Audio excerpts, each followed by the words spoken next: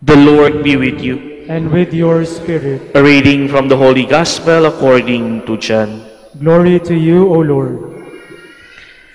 Jesus said to his disciples, "Whoever has my commandments and observes them is the one who loves me. Whoever loves me will be loved by my Father, and I will love him and reveal myself to him."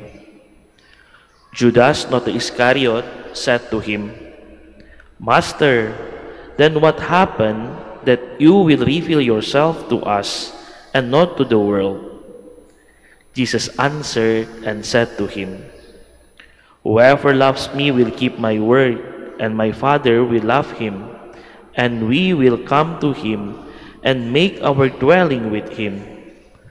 Whoever does not love me does not keep my words. Yet the word you hear is not mine, but that of the Father who sent me. I have told you this while I am with you. The Advocate, the Holy Spirit, whom the Father will send in my name, he will teach you everything and remind you of all that I have told you." Brothers and sisters, the Gospel of the Lord. Praise to you, Lord Jesus Christ. Please be seated.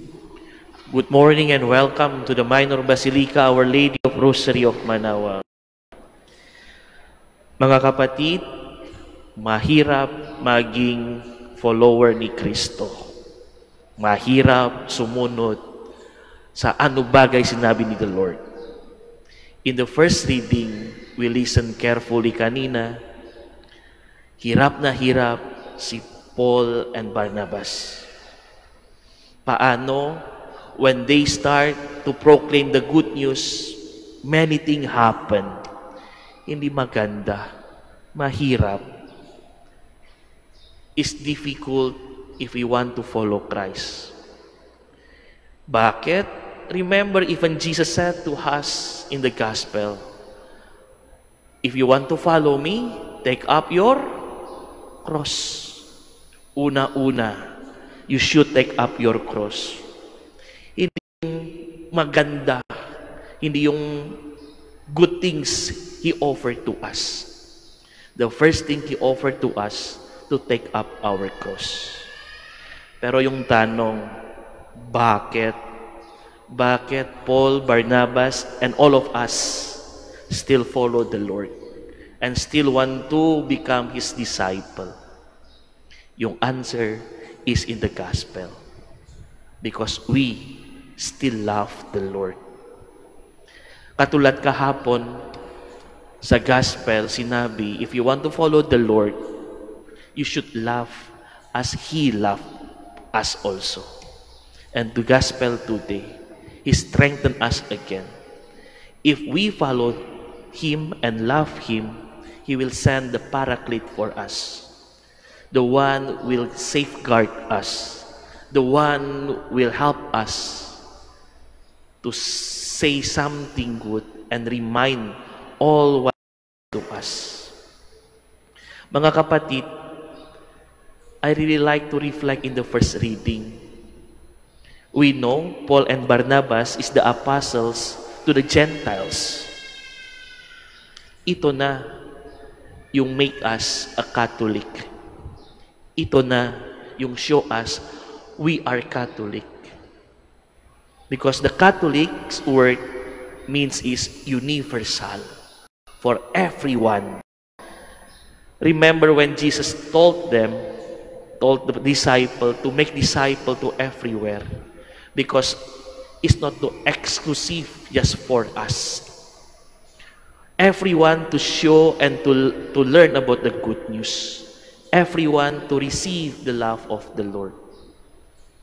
That's why is tamang-tama the reading today and what the Pope Leo XIV invite us as the church.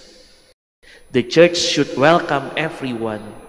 The church should open their hand for everyone, so every people will feel the love of the Lord. Mga kapatid, mga kaibigan, this is the invitation for us as we celebrate this Mass today, as we continue our life as the follower of Christ. We are invited to open our arms, to open our hand, to extend the love of the Lord to everyone.